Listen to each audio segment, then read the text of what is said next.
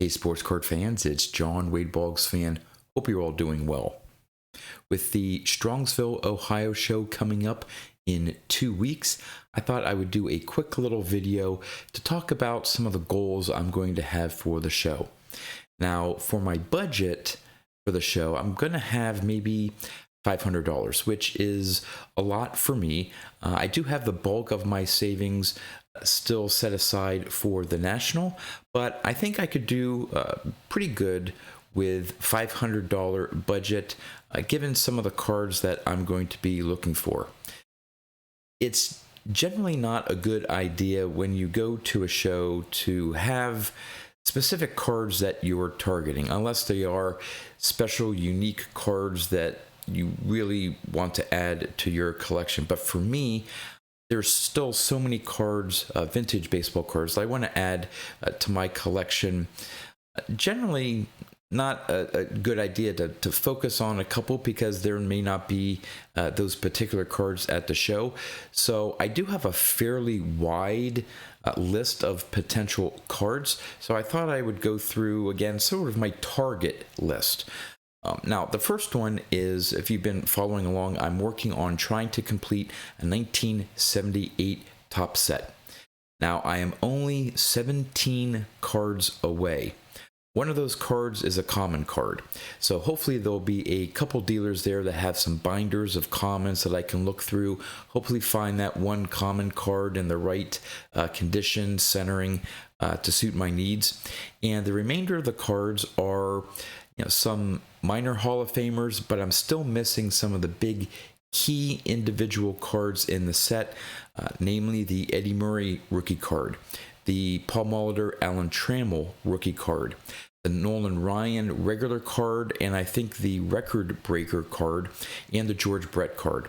So hopefully there'll be some dealers there that have some ungraded 1978 Topps cards, and I would imagine that if they did have some of those big players would be in their showcase. But barring trying to knock off some of those 17, the next sort of target list are the cards from my 100 cards for $10,000 list. Those are cards that on average are about $100 that I identified in a certain grade. Of course, I'm very willing and most likely going to purchase cards in lesser grades to save myself some money. Being that the show is in, outside of Cleveland or in Ohio, there's a possibility that some of the dealers will have a good amount of Cincinnati Reds players, and two of the players that I need a decent number of cards for are Johnny Bench and Pete Rose. Now, it's a double-edged sword that while there may be some inventory of those two players being from the local team, not quite local team, we are near Cleveland, but Cincinnati is in Ohio, they may have higher price tags on them because of it being in Ohio. So while I may find some cards, they may tend to be a little on the high side in terms of price. So we'll see if I'd be able to make any deals on those. But of course, I have other players on that list besides Johnny Bench and Pete Rose. So the second sort of tier target that I'm going to have are cards on that 100 cards for $10,000 list, and there are still a large amount that I need. The next that I target is a squirrel. I call them squirrel cards, ones that are not on any particular list, but I'm walking by a showcase and just something catches my eye. A card that either in the back of my mind, I'd love to have in my collection, but not on any of my particular targeted lists. Or just something out of the blue that just piques my interest. So I'm leaving open that possibility that there may be a card or two. Obviously, nothing too expensive given my overall budget, but there could be, again, something that just piques my interest. Then the sort of like the lowest target, again, just thinking about my overall budget, are some of the cards remaining on my 100 cards for $100,000 list. Now, those remaining cards, I think the cheapest card on that list remaining is probably going to cost me at least $250.